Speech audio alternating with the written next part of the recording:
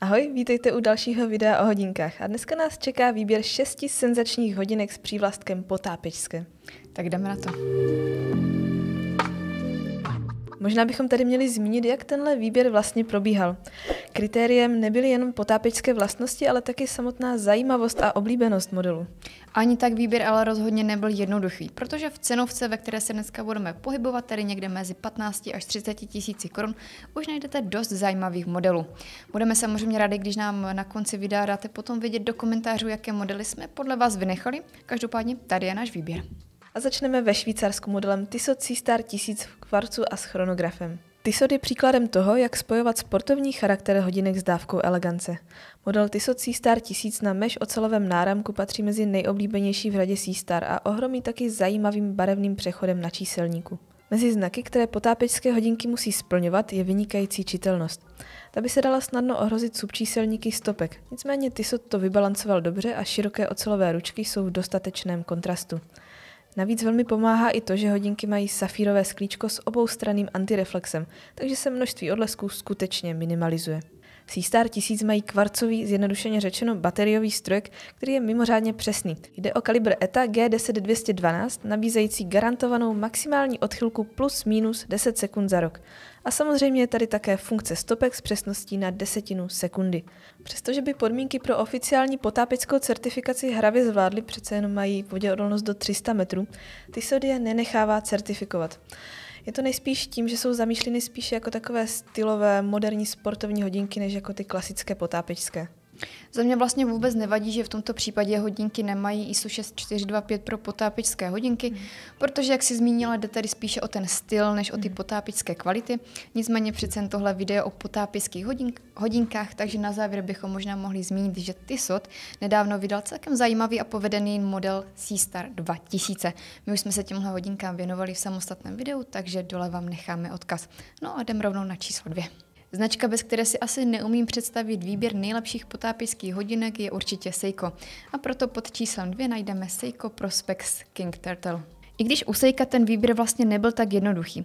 Prakticky všechny modely v řadě Prospex C jsou totiž ryzí potápky, které si Seiko navíc nechává certifikovat ISem 6425 pro potápěčské modely. Takže se vždy můžete spolehnout na to, že mají minimálně 200 metrů voděodolnosti, skvělou čitelnost, perfektní luminescenci a taky spolehlivé strojky, které se ostatně Seiko vyrábí samo. I proto se mnoho modelů stalo kultovními, ať už jde o samuraje, suma, monstra nebo třeba nedávno znovu obnovené Villardy. Ale za mě jsou prostě stále nejikoničtější právě želvy. I když chápu, že ten design je docela těžký a ne každému sedne. Nicméně za mě jsou natolik svébytné, že si své místo ve výběru rozhodně zaslouží. A to ve všech svých podobách, ať už jde o staré dobré pepsiny nebo vylepšené King verze, které už mají safírové sklíčko a taky keramickou lunetu. No a jasně navrch v oblíbenosti mají právě modely z kolekce Save the Ocean, protože na rovinu ten design číselníku je vždycky naprosto unikátní a úžasný. Tak to souhlasím, ty číselníky jsou opravdu senzační, mají hloubku, jsou originální a Seiko si s nimi vždycky vyhraje. A kromě žraločí ploutve najdete modely třeba s mantami, které jsou takovou mojí topkou. Ale posuďte sami, celý přehled vám necháme v popisku, stejně jako odkaz na článek nejpopulárnějších přezdívek Seiko hodinek. Třetími hodinkami jsou Certina DS Action Powermatic 80. No a kdo už náš kanál sleduje déle, určitě ví, že tyhle hodinky už jsme tady recenzovali. No a kdo právě recenzi viděl, si určitě vzpomene, jak moc jsme si tyhle hodinky oblíbili. Je to totiž klasika ve stylu Jamese Bonda a tahle jejich nonchalantnost vás dostane stejně jako nesmrtelný agent. Přestože mají všechny potápěčské prvky, díky nim bych dokázala připustit, že je možné si beztrestně vzít potávky ke smokingu. No ne, to samozřejmě nedělejte, ale krom vrcholně společenských akcí je oblékněte skutečně snad ke všemu a bude to pecka. Hodinky mají mechanický strojek Powermatic 80 s rezervou chodu 80 hodin a vláskem z antimagnetické slitiny Nivachron. V této cenové kategorii nic lepšího v mechanice už snad ani nemůžete požadovat. Certifikované jsou podle normy ISO 6425 pro potápěčské hodinky a voděodolnost je 300 metrů. Samozřejmě tomu odpovídá také šroubovací korunka a dýnko. Asi bych měla zmínit, že jde o rozměrově menší hodinky, tedy něco, co na trhu není zas tak snadné sehnat, pokud se bavíme o potápěčských hodinkách. I tím jsou právě tyto Certiny zajímavé. Pro majitele menšího zápěstí nebo příznivce menších hodinek je průměr 38 mm nebo 45 mm lak to lak naprosto ideální. Větší skupina pořád bude tíhnout přece k těm větším hodinkám, což Certina vlastně nedávno vyřešila skvělým upgradem modelu s 43 mm pouzdrem s keramickou lanetou a dokonce některé varianty jsou i v titánu. V magazínu o tom máme ostatně podrobný článek, takže koukněte do popisku, kde vám necháme odkaz.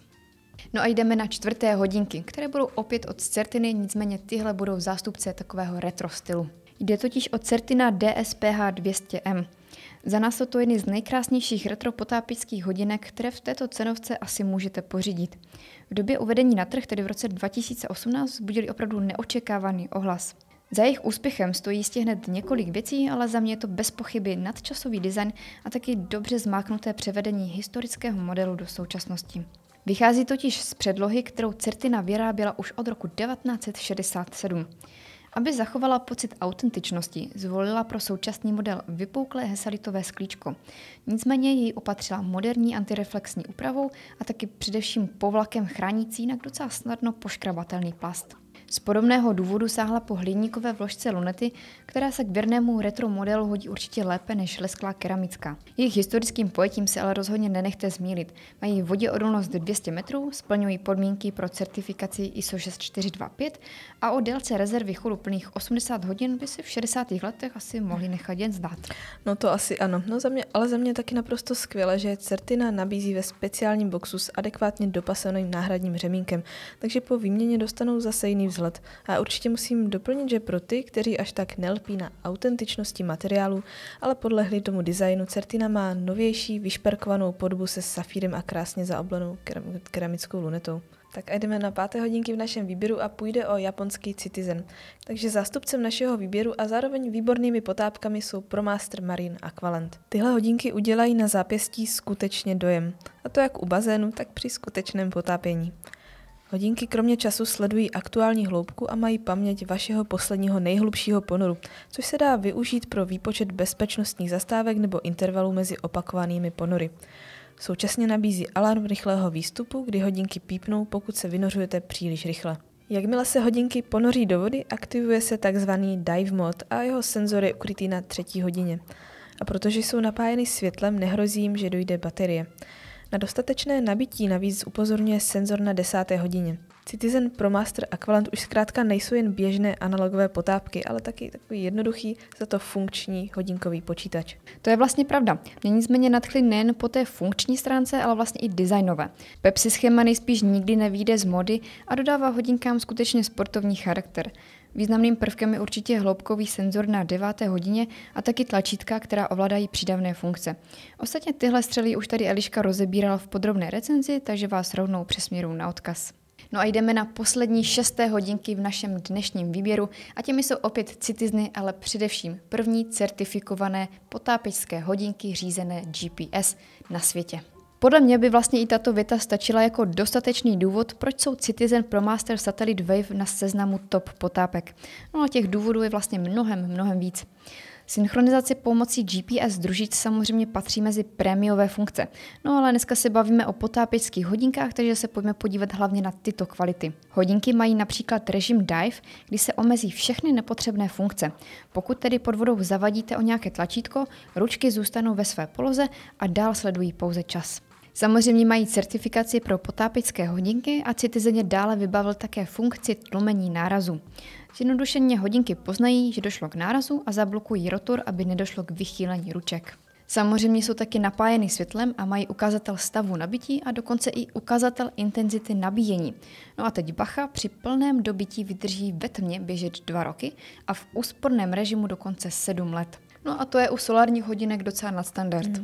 No a to si ještě nezmínila, že jsou vlastně zhotovené ze super titánia, lehkého a mimořádně odolného materiálu od Citizenu. Takže je skutečně snadné zvolit si tyto hodinky i na každodenní nošení a nejenom na potápění. A ten design, zkrátka ta modro-bílá kombinace prostě funguje. To je pravda. Ostatně i tyto hodinky jsme podrobněji recenzovali v našem magazínu, no a odkaz najdete samozřejmě dole v popisku. No a od nás je to vlastně už dneska všechno. Jak jsme na začátku zmínili, budeme moc rádi, když nám dáte do komentářů vidět, jaké hodinky by podle vás měly být v tomto výběru. My se budeme těšit zase u dalšího videa. Budeme rádi samozřejmě i za odběr, zvoneček, like. No a hlavně nezapomeňte, že ten správný čas vzít vaše potápky k vodě je právě teď.